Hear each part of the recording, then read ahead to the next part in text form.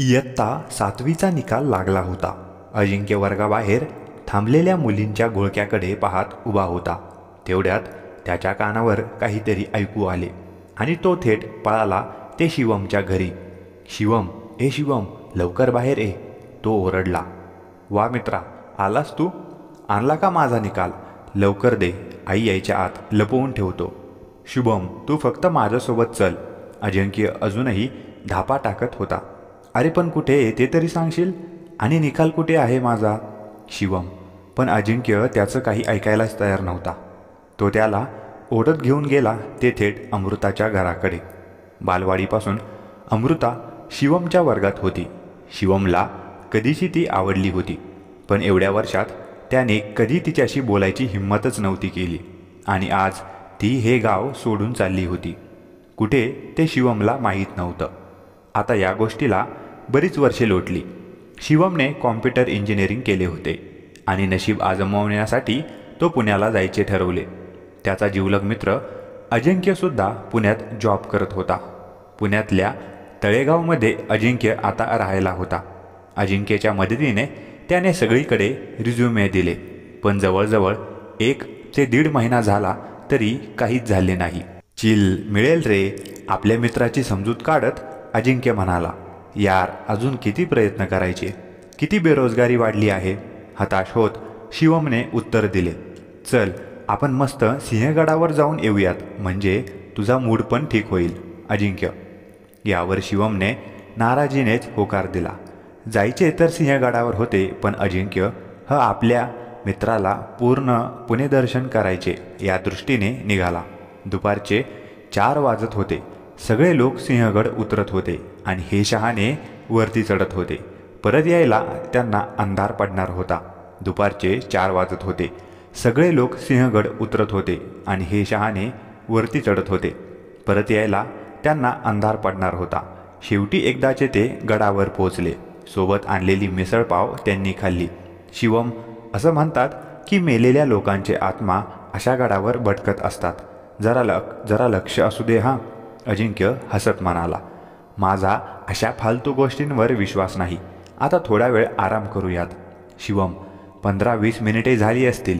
इतक्यात आपल्या बाजूला अजिंक्य नाही हे पाहून शिवम दचकलाच. अजिंक्य, अजिंक्य. शिवम त्याला इकडे तिकडे शोधायला लागला. इतक्यात पाठीमागून कुणीतरी त्याच्या खांद्यावर हात टाकला. अजिंक्य, हा काय फोरकेळ चालवलायस? असे म्हणत शिवम मागे वळाला तर तिथे अजिंक्य नव्हताच. अचानक त्याच्यासमोर एक केस विस्कटलेला चेहरा आला. शिवम खूप घाबरला आणि मोठ्याने किंचाळला. शिवम, शिवम, अरे जागा हो, आपल्याला उशीर होतोय. अजिंक्य त्याला झोपेतून जागे करत होता. अजिंक्य, तू तू तू कुठे गेला होतास? आणि ती? शिवमला काय बोलावे तेच समजत नव्हते. अरे काय बोलतोय शिवम? मी कुठे जाणार? मी तर इथेच झोपलो होतो ना. आणि कोण मुलगी? अजिंक्य जरा वेळ बोलायचे थांबला आणि अचानक हसायला लागला. शिवम, तुला काय अमृताची आठवण झाली की काय? अजिंक्य अजूनही हसत होता. ते स्वप्न होते तर, शिवम मनातल्या मनातच म्हणाला आणि त्याने सुटकेचा निश्वास टाकला. By the way Shivam, Amruta कुठे गेली काय माहीत आहे का? गड उतरताना अजिंक्यने विचारले. माहीत नाही यार, तिच्या वडिलांची बदली झाली आणि ती कुठे गेली काय माहीत. शिवम, खूप प्रेम करायचास ना तिच्यावर? अजिंक्यने पुन्हा प्रश्न केला. त्यावर शिवम एकदम शांत झाला आणि त्याने उत्तर दिले. माहीत नाही. मे बी तिला दुसरं कोणीतरी मिळालं असेल. रात्रीचे 8 वाजत आले होते. आज दोघेही खूप दमले होते म्हणून एकदम गाढ झोपी गेले. सकाळी शिवमला एक मेल आला. एका कंपनीने त्याला इंटरव्ह्यूसाठी बोलावले होते. शिवम लगेच तयारीला लागला आणि लगेच कंपनीत कॉल करून इंटरव्ह्यूसाठी वेळ पक्की केली. एक्सक्यूज मी इंटरव्ह्यूसाठी आलोय. रिसेप्शनजवळ येत शिवम म्हणाला. तुम्ही थोडा वेळ वेट करा. असं म्हणत रिसेप्शनिस्टने शिवमला बसायला सांगितले. शिवम तसाच खाली बसला. वर डोकवून पाहिले तर काय, तिथे कोणही नव्हते. ते पाहून शिवम दचकला. थोड्या वेळापूर्वी असलेले सगळेजण अचानक कुठे गायब झाले? याच शिवमला आश्चर्य वाटत होते. तो उभा राहिला. तेवढ्यात शेजारच्या ऑफिसमध्ये कुणीतरी असल्याचा त्याला भास झाला. तो तसाच त्या रूममध्ये गेला. कोणाच्या तरी रडण्याचा आवाज येत होता. खोलीत पूर्ण अंधार होता. तो त्या रडणाऱ्या व्यक्तीजवळ गेला. शिवमने त्या व्यक्तीच्या खांद्यावर हात ठेवला. तोच त्याला केस विस्कटलेला चेहरा दिसला. शिवम खूप घाबरला. एक्सक्यूज मी, हॅलो, या आवाजाने शिवमचे लक्ष वेधले. काय झालं? AC चालू असताना तुम्हाला एवढा घाम कसा काय सुटला? ती रिसेप्शनिस्ट होती. पुन्हा भास झाला. शिवम मनातल्या मनात पुटपटला. आपल्यासोबत असे का होत आहे? सिंहगडावरून आल्यापासून काहीतरी वेगळंच शिवमसोबत घडत होतं. सारखं तिचं केस विस्कटलेली तरुणी त्याला दिसत असे. घरी गेल्या गेल्या त्याने ही हकीकत अजिंक्यला सांगितली. तो मोठ्याने हसायलाच लागला. यार, ती सिंहगडवाली आयटम तुझा पिच्चा सोडत नाही वाटतं. अजिंक्यच हसणं काही थांबत नव्हतं. तर मेन लोचा असा आहे की तुझ्यावर प्रेम करणारं आपला माणूस पाहिजे, फिल्मी स्टाईलमध्ये अजिंक्य शिवमला म्हणाला. काय यार, चुकीच्या वेळेला चुकीचे डायलॉग नको रे मारूस, शिवम शांतपणे म्हणाला. अरे खरं तेच सांगतोय मी. अरे तुला जे भास होतात ना त्याचा अर्थ असा आहे की तुला कोणीतरी हवं आहे, तुझ्यावर प्रेम करणारं, तुझी काळजी घेणारं. अजिंक्य शिवमला समजावत होता. पण त्याच्यासाठी एवढे भयानक भास? शिवम एकदम शांत झाला. आता जाऊ दे ना, चल जेवण करूत. अजिंक्यने विषय बदलला. 3 दिवस झाले होते. कोणत्याच कंपनीचा काहीच रिप्लाय आला नव्हता. ज्या कंपनीत इंटरव्ह्यू दिला तिथूनही काहीच कळाले नव्हते. शेवटी शिवमने आपले बाडविस्तार बांधले. शिवम, अरे कुठे चाललास? पुन्हा पिकनिकला जायचंय का आपल्याला? वाह, मस्त. पण मग मला सांगितलं का नाही? अजिंक्यने विचारले. शिवम एकदम शांत झाला. अजिंक्य, एवढ्या दिवस तू माझ्यासाठी जे काही केलंस त्याबद्दल धन्यवाद. मी गावाला चाललोय परत. शिवम, तुला नेमके म्हणायचंय काय? कपाळावर आठ्या आणत अजिंक्यने विचारले. अजून काय म्हणू? 3 दिवस झाले त्या कंपनीत इंटरव्ह्यू देऊन, त्याचा काहीच रिप्लाय नाही. जिथे रिझ्युमे दिलेत त्यांचा तर पत्ताच नाही. 2 वर्ष झाले त्या BE होऊन. वाटलं पुण्यात तरी जॉब मिळेल, पण काय उपयोग त्या फर्स्ट क्लास डिस्टिंक्शन मार्क्स मिळून. शिवम एकदम शांत झाला. झालं तुझं बोलून की अजून काही बाकी आहे?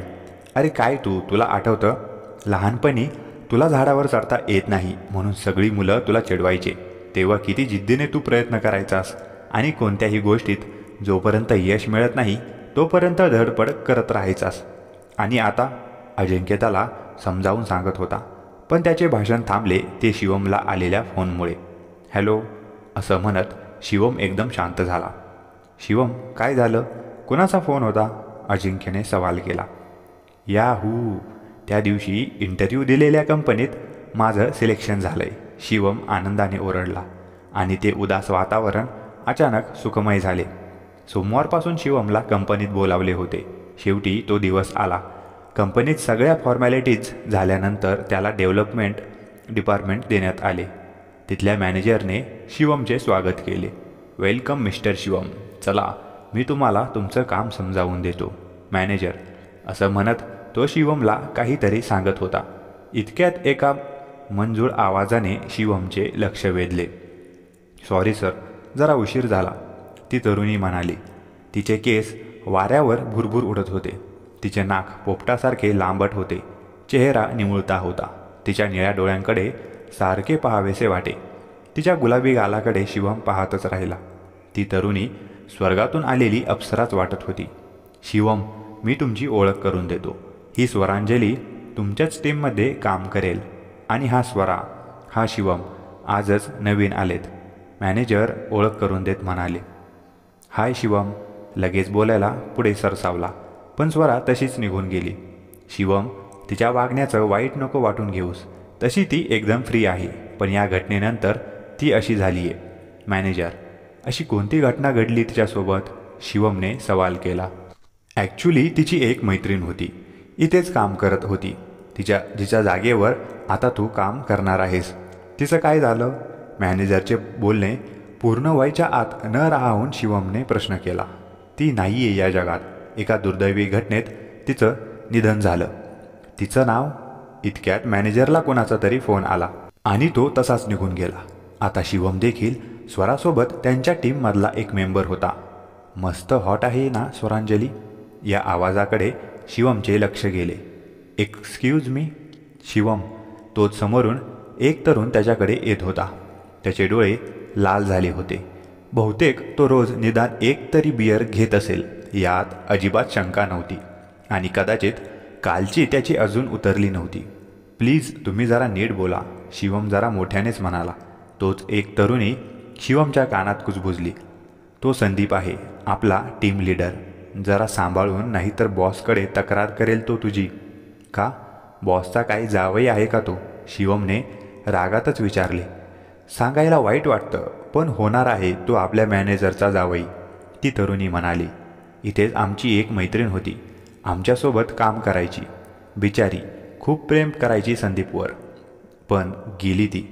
तरुणीचे डोळे भरून आले. काय चाललंय तुमचं? आणि जरा कामाला लागा चला. संदीप. शिवमने आत्तापर्यंत सगळ्यांची ओळख करून घेतली. आता बाकी होती ती फक्त स्वरांजली. स्वराच्या जागेशेजारीच शिवमची जागा होती. शिवम हळूच तिथे गेला. हाय, मी शिवम, आजच जॉईन झालोय. शिवमनेच सुरुवात केली. हिम्मत कशी झाली माझ्या मैत्रिणीची जागा घ्यायची? ही जागा तिची आहे, ती मोठ्याने ओरडली. सगळे शिवम आणि स्वराकडे पाहत होते. शिवम आपले काही चुकले का याचा विचार करत होता. आय एम सॉरी, मला असं बोलायचं नव्हतं, असं म्हणत स्वरा तिथून निघून गेली. संध्याकाळ झाली होती. शिवमने तिचे दिलेले काम आटोपले आणि तो आता घरी जायच्या तयारीत होता. तिच्या अशा वागण्याचा जास्त विचार करू नकोस, तुझी काही चुकी नव्हती. मगाचीच ती तरुणी शिवमकडे येत होती. हाय, मी शैलजा. तिच्या या बोलण्यावर शिवमनेही हाय केला. ती खूप वेळेपासून शिवमला काहीतरी सांगायचा प्रयत्न करत होती, पण कामाच्या नादात सांगत नव्हती. पण तू इथे येऊन खूप मोठी चूक केली आहे. तिच्या तोंडून असं ऐकल्यावर मात्र शिवम काळजीत पडला. इथं नेमकं काय चाललंय हे जाणून घ्यायची शिवमला देखील उत्सुकता होती. तू पेपर नाही वाचत का? शिवमच्या कपाळावरच्या आठ्यांकडे पाहत शैलजा म्हणाली. का? वाचतो ना, रोज कुठे जॉब आहेत ते कायम शोधत असायचो. पेपर आणि इंटरनेट वापरतो म्हणून तर या कंपनीत व्हॅकन्सी असल्याचे समजले ना, म्हणून तर हा जॉब मला मिळालाय. शिवमने एकदम खुशीत उत्तर दिले. पण तुझ्याच अगोदर याच कंपनीत याच जागेवर आत्तापर्यंत 4 जण येऊन गेलेत. त्यांचं काय झालं माहीत आहे का तुला? शिवमचं बोलणं मध्येच थांबवत शैलजा म्हणाली. जरा समजेल अशा भाषेत काहीतरी सांगशील का? शिवम आता पुरता वैतागला होता. आणि त्यानंतर त्याला शैलजाकडून जे काही समजले ते ऐकून शिवमला धक्काच बसला. ज्या निधन झालेल्या तरुणीच्या जागेवर शिवम आला होता त्या जागेवर आधीही कोणीतरी होते. ते 4 तरुण ज्यांचा एकानंतर एक असा मृत्यू झाला होता. त्यांनी आत्महत्याही केली नव्हती की कोणी त्यांना मारले नव्हते. त्यांचा मृत्यू नेमका कशामुळे झाला हे कुणालाच समजले नव्हते. पण मरताना सगळ्यांच्या बाबतीत एक गोष्ट सारखीच होती, ते म्हणजे त्यांचे डोळे आणि तोंड उघडे होते. कदाचित त्यांनी काहीतरी भयानक पाहिले होते. सगळेजण असे म्हणतात की तिच्याच आत्म्याने त्या सर्वांना मारले. आता ती तुलाही नाही सोडणार, शैलजा पुढे म्हणाली. तिचा मृत्यू नेमका कसा झाला आणि नाव काय होतं तिचं? मध्येच शिवमने विचारले. अरे शिवम, शैलजा, तुम्ही अजून इथेच? ओव्हरटाईम करायचा विचार आहे काय? या आवाजाकडे दोघांचे लक्ष गेले. ते त्यांचे मॅनेजर होते. सर, मी निघालेच, असं म्हणत शैलजा निघून गेली. सर, मी तुम्हाला एक विचारू? हळू आवाजात शिवम म्हणाला.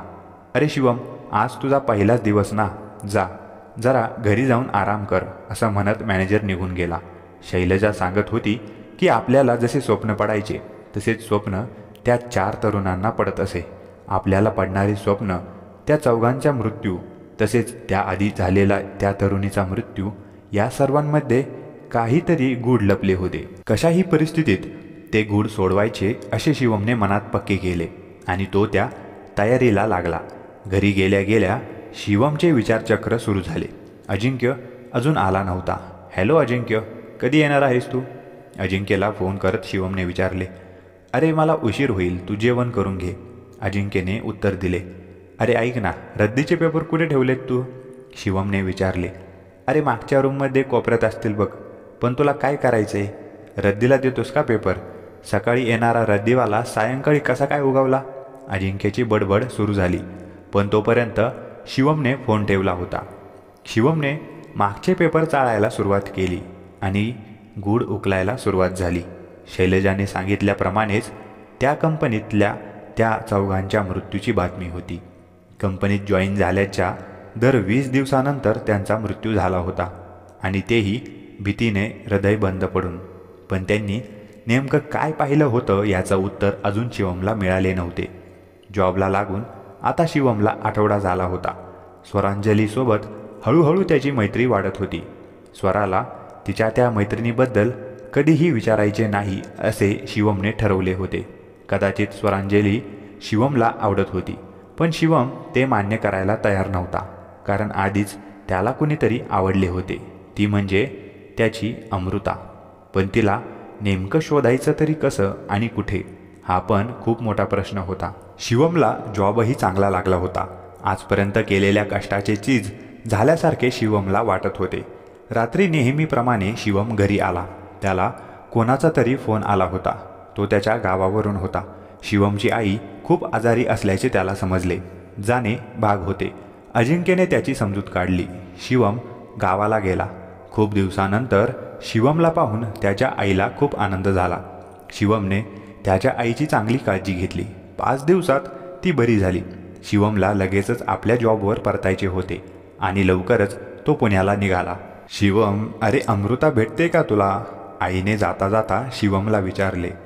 ती मला कसं भेटेल? आश्चर्याने विचारले. अरे खूप दिवसांपूर्वी तिचे वडील आले होते गावात. त्यांचं काहीतरी काम होतं. मला शाळेजवळ भेटले. त्यांची जागा काहीतरी विकणार होते. म्हणत होते की आता अमृताच्या लग्नाला पैसे नकोत का? सध्या पुण्यालाच असतात म्हणे आणि अमृता पण मोठ्या IT कंपनीत कामाला आहे, आई सांगत होती. ते ऐकल्यावर शिवमचा चेहरा खुलला. कधी आले होते ते? 1 महिन्यापूर्वी का? की? शिवम खूप उत्सुकतेने विचारत होते. अरे एवढी काय उत्सुकता तुला? त्याला आता 1 वर्ष झालं असेल. काय? शिवम ओरडलाच. मग तू आता एवढ्या उशिरा का सांगत आहेस मग? आणि मी कुठे होतो तेव्हा? अरे पण तुला काय एवढी माहिती हवी आहे? आणि तेव्हा तू जॉब शोधत होतास ना, पण तुला नेमकं काय करायचं होतं? बाई, त्या पोरीच्या मागावर तर नव्हतास ना? आई, अगं काय पण तुझं. चल मी जातो आता, आणि परत आजारी नको पडूस, स्मित हास्य करत शिवम म्हणाला. शिवम कधीही आनंदाची बातमी अजिंक्यला सांगू असं त्याला झालं होतं. 3 तासात शिवम पुण्यात आला. आज रविवार होता. अजिंक्य घरीच होता. चमारी याला म्हणतात काखेत कळसा आणि गावाला वळसा. अजिंक्य जोरात किंचाळलाच. अजिंक्य, अरे ती पुण्यात आहे एवढंच समजलं. शिवमचा चेहरा उतरला होता. अरे उसमें क्या आगे, आगे का पता हम ढूंढ लेंगे, अजिंक्य म्हणाला. यार पण एवढ्या मोठ्या पुण्यात कसं काय शोधणार तिला? शिवम, किसी चीज को अगर, अजिंक्यचे फिल्मी डायलॉग सुरू झाले, पण शिवमने त्याला मध्येच थांबवलं. बरं ते जाऊ दे. तू आल्याच्या खुशीमध्ये आपण आता खाऊयात मस्त पुणेरी मिसळपाव. अजिंक्य. सकाळी नेहमीप्रमाणे शिवमचं रुटीन सुरू झालं. आज जरा लवकरच तो कामाला गेला. तिथे गेला तेव्हा त्याच्या डोळ्यांवर विश्वास राहिला नाही. संदीप आणि स्वरांजली हातात हात घालून बसले होते. अजून कोणीही आले नव्हते. शिवमला पाहताच स्वराने हात बाजूला घेतला. क्षणभर शांतता पसरली आणि स्वरा तिथून निघून गेली. शिवम रागाने संदीपकडे पाहत होता. काय राव, आमच्या पाखरावर नजर होती तुमची. संदीप, काय म्हणायचं काय आहे नेमकं? शिवमने शांतपणे विचारले. मग एवढ्या दिवस हालचाली ठीक दिसत नव्हत्या तुझ्या, आता तुझा पत्ता कट. संदीप, मॅनेजरचा होणारा जावई आहेस ना तू? शिवम, कोण म्हणालं? ती शैलजा म्हणाली वाटतं. मॅनेजरच्या पोरीसोबत 1 दिवस बाईकवर काय पाहिलं? शैलजाने मला मॅनेजरचा जावईच बनवला. संदीप हसत म्हणाला. हे तू ठीक करत नाहीयेस. मॅनेजरच्या मुलीसोबत आणि स्वरांजलीसोबत. शिवम, इतक्यात त्यांना मॅनेजर आत येताना दिसले.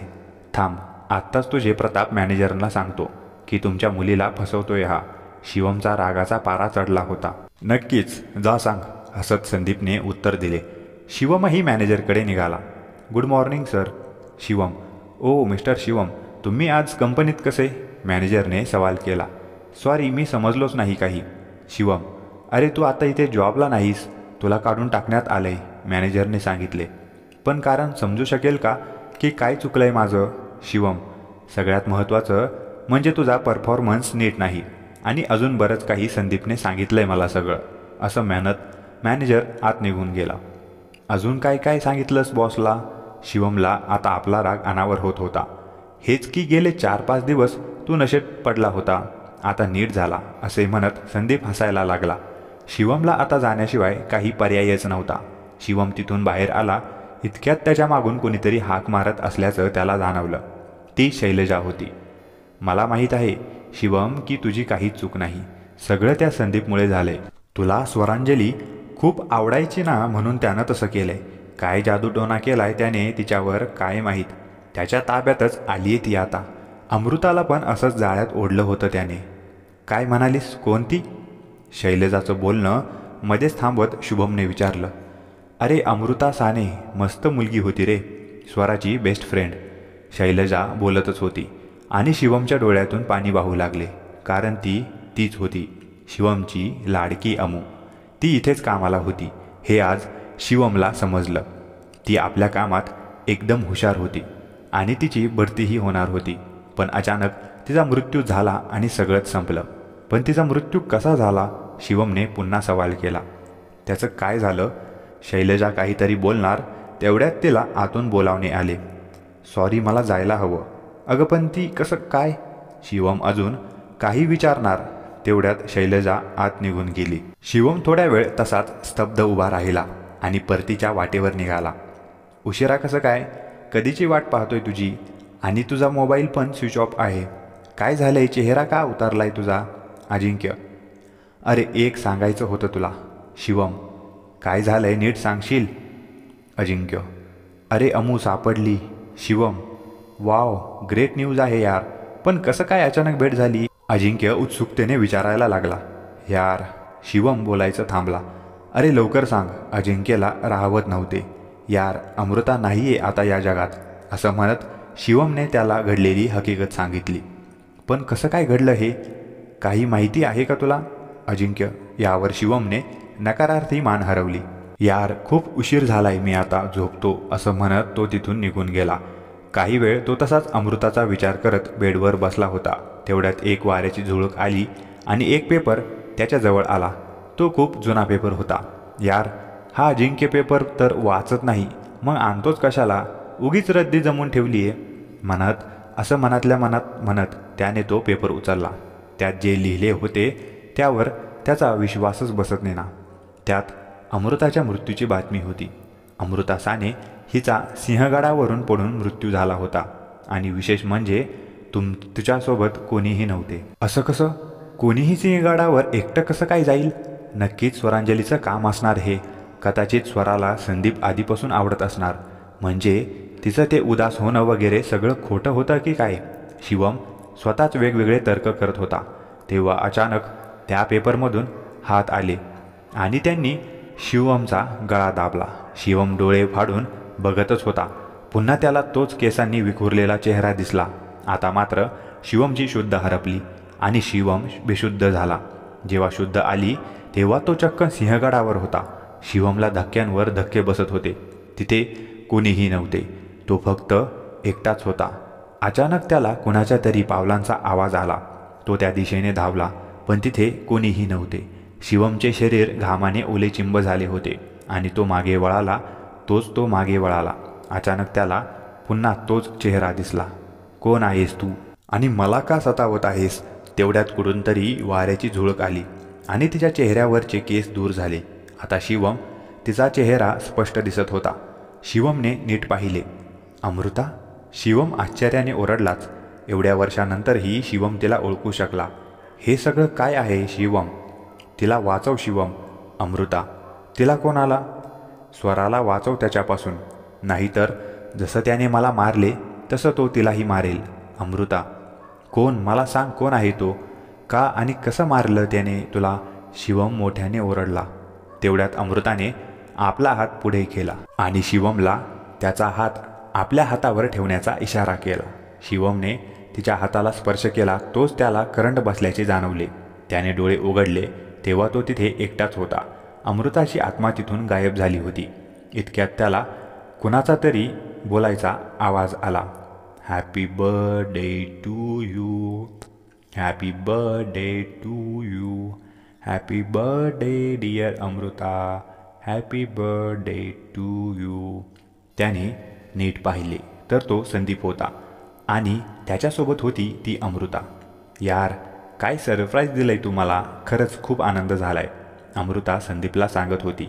मग म्हटलं की आपण मोठं सरप्राईज द्यावं म्हणून घेऊन आलो मी तुला इथं सिंहगडावर. आता फक्त आपण दोघेच आहोत, संदीप हसत म्हणाला. जानू, मी खरंच खूप खुश झाले. I love you so much. Amruta खूप खुश होती. चल तिथे कडावर जाऊन टायटॅनिक पोजमध्ये एक फोटो काढूयात, संदीप. त्यावर अमृता तयार झाली. अमृता एकदम कडेला उभी राहिली. तेवढ्यात संदीपने तिला खाली ढकलले. अमृता हवेत अधांतरी लटकत होती आणि तिचा फक्त एक हात संदीपच्या हातात होता. संदीप, हे काय करतोयस तू? काय आहे नेमकं तुझ्या मनात? अमृताने घाबरत विचारले. फक्त 20 दिवस झालेत आपली लवशिप सुरू होऊन आणि लगेच लग्नाचा विचारत होती तू मला सारखी. संदीपचे डोळे लाल भडक होते. संदीप, प्लीज नको करू असं, अमृता त्याला विनंती करत होती. यार, तसं पण आता तू जे प्रमोशन होणार होतं ते आता माझं होणार. तुला काय वाटलं मी खरंच प्रेम करतो तुझ्यावर? अगं पुरी असतात कशाला, टाईमपास करायला, असं म्हणत संदीपने अमृताचा हात सोडला. तिच्या किंकाळीने सिंहगडावरची ती शांतता भंग पावली. अमृता, ते सगळं पाहून शिवम मोठ्याने ओरडला. शिवम, शांत हो. डॉक्टर शिवमला शुद्ध आली, असं म्हणत अजिंक्य डॉक्टरला बोलवायला पळाला. आली शुद्ध तुला, शिवमला चेक करत डॉक्टर म्हणाला. 15 दिवस झालेत तू कोमात होता शिवम. बरं झालं लवकर बाहेर आलास कोमातून. डॉक्टर तर म्हणत होते की अवघड आहे, पण बघ आता सगळं ठीक झालंय. आता शिवमला संपूर्ण गूढ उकलले होते. त्याच्या स्वप्नांमध्ये जी मुलगी येत होती ती अमृता होती. ती काहीतरी सांगायचा प्रयत्न करत होती. शिवम खूपच हताश झाला होता. सायंकाळचे 9 वाजत होते. शिवम, कसा आहेस? या आवाजाकडे शिवमचे लक्ष गेले. ती शैलजा होती. ठीक, शिवमने मोजकेच उत्तर दिले. सॉरी, मी एकटीच आले. Shailaja, it's okay. स्वरा कशी आहे? शिवमने विचारले. अरे बरं आठवण केली. आज रात्री 12ला तिचा बर्थडे विश करेन. काय, आज तिचा बर्थडे आहे? शिवमचे विचारचक्र सुरू झाले. तो अचानक उठून उभा राहिला. अजिंक्य, चल माझ्याबरोबर. शिवम, कुठे? अरे आता कुठं तू शुद्धीवर आलायस? अजिंक्य, सिंहगडावर. शिवम शांतपणे म्हणाला. तुला वेळ लागलाय का? एवढ्या रात्री तिथे जाऊ देतील का? जाताना रस्त्यात अजिंक्य शिवमला समजावून सांगत होता, पण त्याकडे शिवमचं लक्षच नव्हतं. त्याने गाडी सिंहगड रोडला घेतली. पायथ्यापासून 10 मिनिटात ते वरती गेले. शिवम घाईघाईत स्वराला शोधायला आला. तोच त्याला त्याच्या स्वप्नातली जागा आठवली जिथे अमृता पडली होती आणि तो त्या दिशेने धावला. तिकडे संदीप आणि स्वराचं बर्थडे सेलिब्रेशन चालू होतं. खरंच इतकं प्रेम करतोस माझ्यावर? स्वरा संदीपला म्हणाली. हो ग माझी जान, चल आपण तिकडे कडेला एक मस्त पिक घेऊया. संदीप, का? तिकडे का? जसं अमृताला मारलं तसंच मला मारायची विचार आहे का? स्वराच्या या बोलण्याने संदीप दचकला. हे तुला कसं माहीत? त्याने विचारले. अच्छा, म्हणजे तूच तिला खाली ढकलून दिलंय तर? स्वरा म्हणाली. तिने त्याला अमृता आणि तिच्यामधलं व्हॉट्सॲप संभाषण दाखवलं. बरोबर 12 वाजता स्वराने अमूला बर्थडे विश केलं होतं आणि त्यावर अमूने रिप्लाय दिला होता की आम्ही सेलिब्रेटिंग बर्थडे विथ माय लव. त्यावेळी स्वरा एका मीटिंगसाठी 15 दिवस बंगलोरला गेली होती. तुला काय वाटलं की मी तिकडे लांब गेले तर मला काहीच नाही समजणार? जेव्हा मी पेपरमध्ये बातमी वाचली की आमूची एकटीचीच बॉडी तिथे सापडली तेव्हा मला शंका आली, पण मला माहीत नव्हते की तिचं प्रेम कोण आहे ते. मी इतक्या जवळची असून पण तिने कधी तुझ्याबद्दल सांगितले नाही. त्या दिवशी ती मला तू आणि तिच्या नात्याबद्दल सांगणार होती, पण का केलं तू असं सांग? स्वरा संदीपची कॉलर पकडत रागाने म्हणाली. संदीपने कॉलर झटकली आणि तो मोठ्याने हसायलाच लागला. हो, मीच मारलं तिला, कारण माझ्याऐवजी तिचं प्रमोशन होणार होतं. आणि पुढे संदीप काही बोलणार तोच त्याला मागून आवाज ऐकू आला. फक्त 20 दिवस झालेत रिलेशन सुरू होऊन आणि तू सारखं लग्नाचं विचारतेस? अगं पुरी असतातच कशाला, टाईमपास करायला. हा शिवमचा आवाज होता. हे तुला कसं माहीत? हे मी फक्त अमृताला बोललो होतो. तेव्हा इथं फक्त आम्ही दोघेच होतो. संदीप खूप घाबरला होता. अमृताने सांगितले. पुढे येत शिवम म्हणाला. काय पण नको बडबडू आणि पुढे नको येऊस, नाहीतर स्वराला पण खाली टाकेन. संदीप बोलता बोलता मागे सरकत होता. अचानक त्याचा तोल गेला आणि तो खाली पडला. हळूहळू सरकत कडेपाशी आला. जिथे अमृता पडली होती. आता तोही अधांतरी हवेत लटकत होता. कसेबसे त्याने एका दगडाला पकडले होते. वाचवा वाचवा, संदीप मोठ्याने ओरडायला लागला. वाचवेन, पण आधी कबूल कर की तूच अमृताला मारले. शिवम, शिवम हे काय करतोय? जाऊ दे त्याला तसंच खाली, स्वरा म्हणाली. नाही स्वरा, त्याला आता कोर्टात शिक्षा करेल, असं म्हणत शिवमने मोबाईलमध्ये रेकॉर्डिंग चालू केली. हो, मीच मारलं तिला. संदीपचे सगळे बोलणे शिवमने रेकॉर्ड केले. आता तरी वर घ्या मला, मी कोणतीही शिक्षा भोगायला तयार आहे, संदीप ओरडला. शेवटी स्वरा आणि शिवमने त्याला वर खेचले. शिवमने स्वराला घट्ट मिठी मारली. दोघांच्याही डोळ्यात पाणी होते. मोबाईल शिवमच्या हातात होता. तोच अचानक संदीपने बेसावध असलेल्या शिवमच्या हातातला मोबाईल हिसकावून घेतला आणि काय होतंय ते कळण्याच्या आत तो खाली दरीत टाकून दिला आणि स्वराच्या गालावर एक जोरदार ठोसा लगावला. त्यामुळे स्वरा खाली कोसळली आणि बेशुद्ध झाली. आता कोण शिक्षा करणार मला? कोण देणार पुरावा? हा हा हा, संदीप मोठ्याने हसायलाच लागला. तुला शिक्षा करायला पुराव्याची काय गरज आहे? शिवमच्या मागून आवाज आला. संदीप तिकडे डोळे वाटारून पाहायला लागला. हे कसं शक्य आहे? तू? संदीप घाबरला होता, कारण शिवमच्या मागे अमू होती. शिक्षा तर तुला होणारच. आठव, तू मला कसं मरण्यासाठी सोडून दिलंस. खाली पडले तरीही 10 मिनिटे जिवंत होते मी. अमूचा चेहरा भयानक दिसत होता. नाही, मला नको मारूस प्लीज, असं म्हणत संदीप मागे मागे सरकायला लागला आणि अचानक त्याचा तोल गेला. एक आर्त किंकाळी ऐकू आली आणि पुन्हा एकदा भयान शांतता पसरली. शिवम, मी आता चालले. खूप वाईट वाटतं की तू मला शोधायचा प्लॅन करत होतास आणि मी. अजून एक प्रश्न पडलाय ना तुला की ते 4 लोक जे तुझ्या आधी कामाला होते त्यांना मी का मारलं?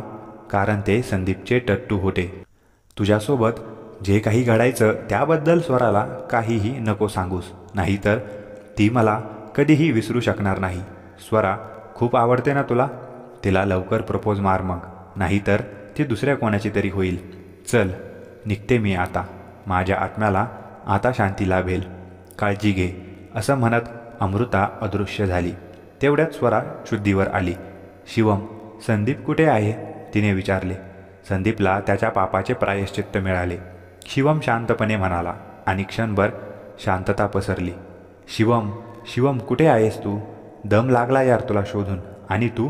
या आवाजाने ती शांतता भंग पावली. तो अजिंक्य होता. शिवम, चल लवकर यार, तू म्हणत होता ते खरं आहे वाटतं. खरंच आत्मा वगैरे असतं वाटतं यार.